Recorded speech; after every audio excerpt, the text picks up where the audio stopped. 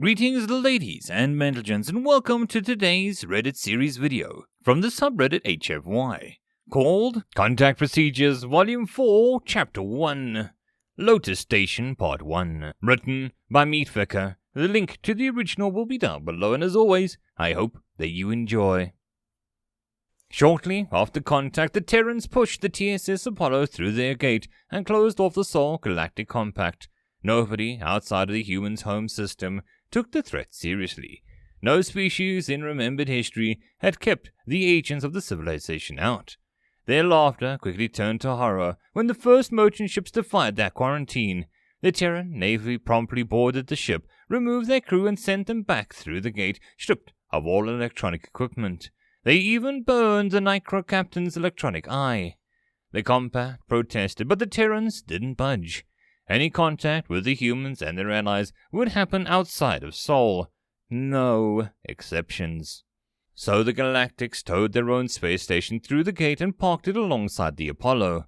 More than 3 times the size of the Terran's retrofitted diplomatic structure, the Galactic Pride's sleek hull was lousy with compact diplomats, merchants, and curious onlookers.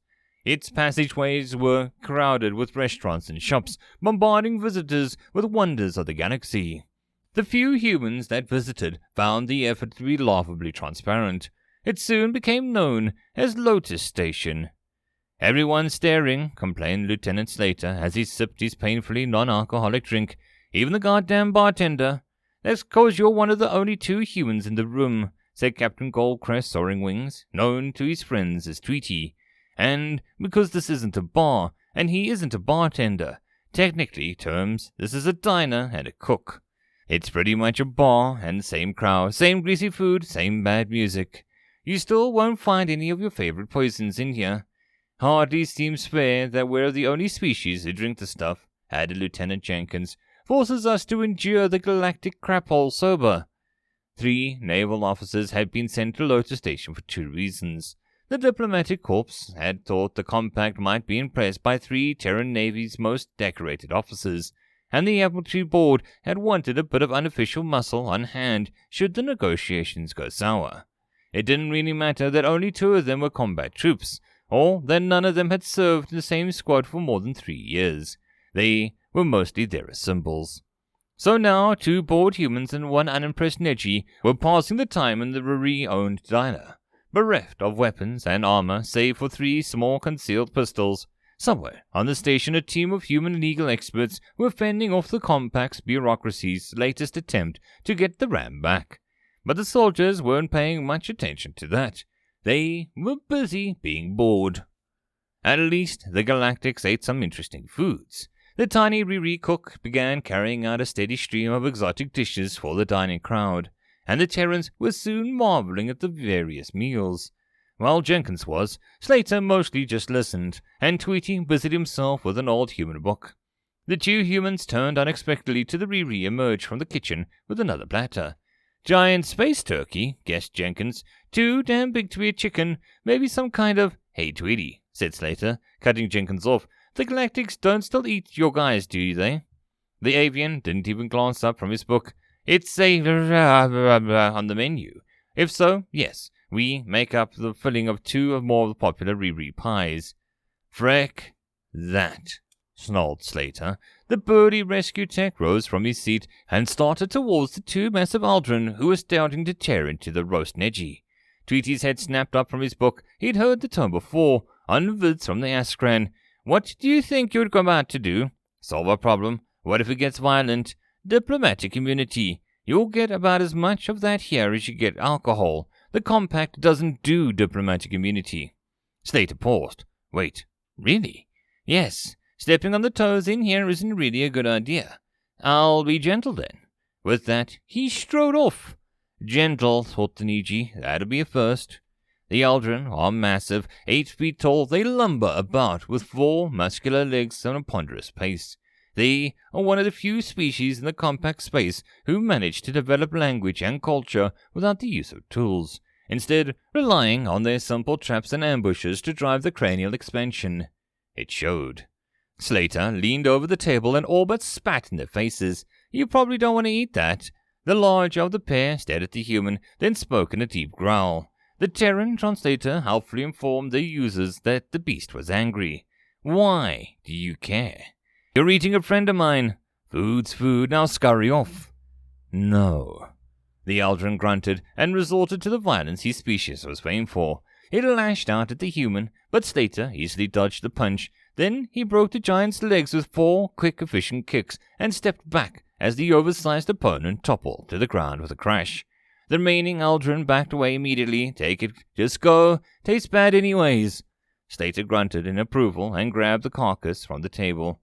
The Riri proprietor scurried over to his side before he could return to his fellow Terrans. Does the menu give you cause for violence and offense?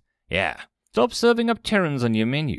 Next time I see you grilling one of us, I'll cut you myself. Jenkins and Tweety had already paid for their bill and risen from their seats. The 3 Terrans left the diner in silence. Then Jenkins spoke. Hey, Slater, yeah? What exactly do you expect us to do with a half-eaten deep-fried Neji? End of chapter. Lotus Station Part 2. Mottled Cress Broken Tail Feather wanted desperately to get out of the tension-filled galactic courtroom, but he hadn't been able to say no to that blasted human lawyer.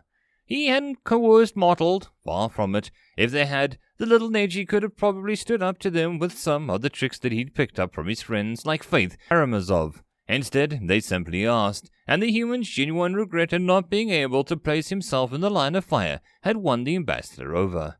Now that Mottled had a front row seat to the hearings, he couldn't help but remember the mood of the Unforgotten's Ridge, just before the first Battle of Sol. The courtroom felt all too familiar.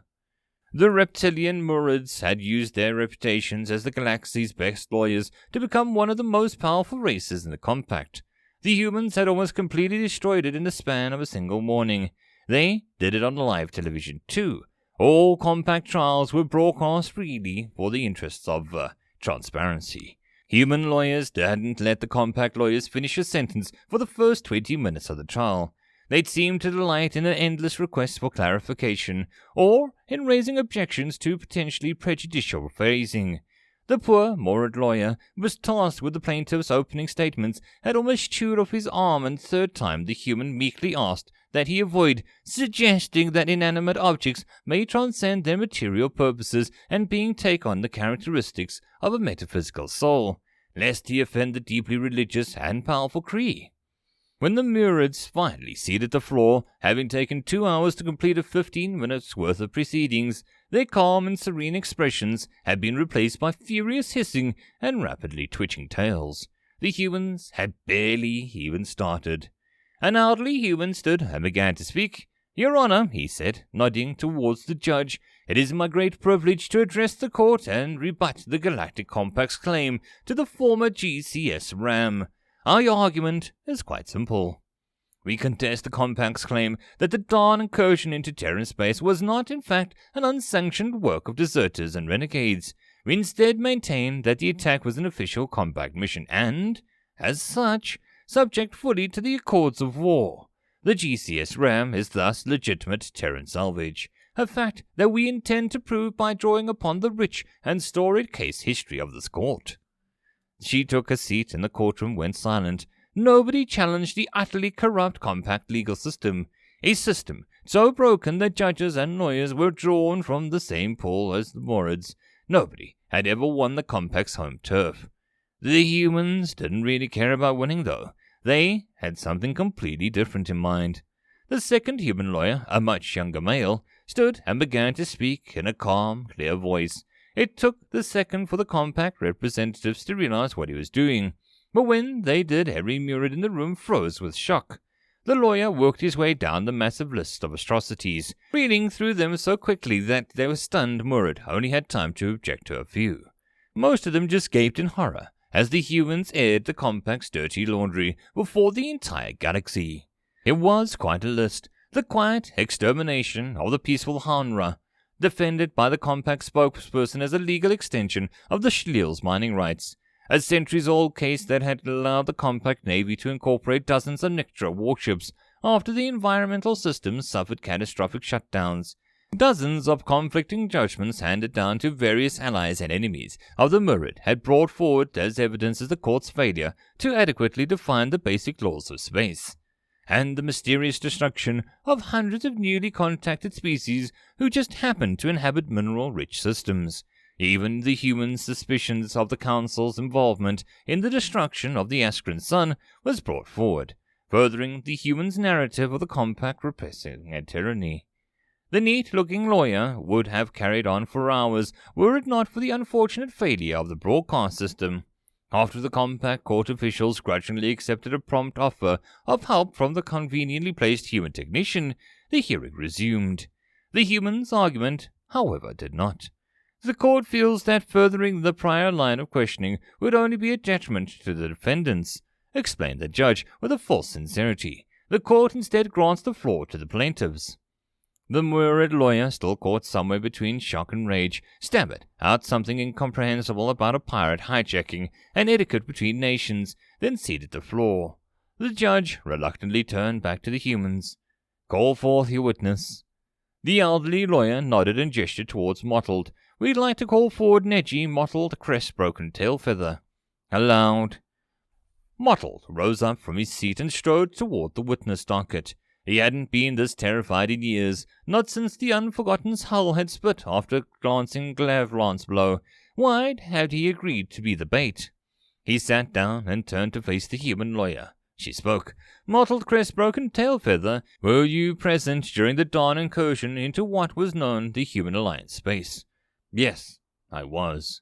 "What was your role in the battle?" "I served as a civilian observer." "Thank you." She turned towards the judge. "Based on these opening questions, Your Honor, I would like to have any further testimony by Mottled, Cress, Broken Tail Feather into the records as that of an impartial observer." One of the Murids rose immediately. "Objection! Neji fought alongside the humans in that battle." "If I may, Your Honor," the judge nodded helplessly at the human. "Thank you. I should not need to remind the court that the Neji, having no government recognized by the Galactic Compact, cannot be legally bound by other Neji save through the military chain of command. As Mottled, Cress, Broken Tail Feather, who's wholly outside of military command throughout the battle, he cannot be grouped with the Neji who served under human crews. He is thus impartial and independent." The judge sighed. "Very well, overruled." "Thank you, Your Honor." The human lawyer had barely had time to turn back to face Mottled before another Murid lawyer leapt up, his face twisted into a vicious snarl. "Objection, Your Honor, on account of the reason behind the Neji's lack of recognized government. The Galactic Compact does not, in fact, recognize them as a species possessing full sophons, making any testimony this creature may give inadmissible. The humans cannot use the Neji as a witness." The judge turned back to the human. "Can the Terran delegation offer a counterpoint?" The lawyer nodded, matching the Murid's smug expression with a wolfish smile of her own. "We can, Your Honor, on account of the importance of our lead witness, and under the necessary expansion clauses of statuses 14b and 283-6c. The Terran Alliance would like to expand the scope of these hearings. We thus sponsor a motion for the Compact to formally recognize Neji sentience to the fullest extent, including all allowances for the retroactive indemnities and prosecutions for crimes against the species, formally entering into the proceedings. Her smile never slipped as she sat down. "That'll be all." The courtroom dissolved into chaos. Mottled and the humans' legal team sagged with relief as the gambit paid off, and the Alliance across the galaxy turned their gaze towards Sol, intrigued by the goal of a small, unaligned Terran alliance. They'd just gotten a lot more dangerous. End of chapter. I hope that you enjoyed. If you'd like to support the channel or the author, all the stuff is down below. And as always, I hope that you guys have a good one, and I'll see you in the next story. Cheers.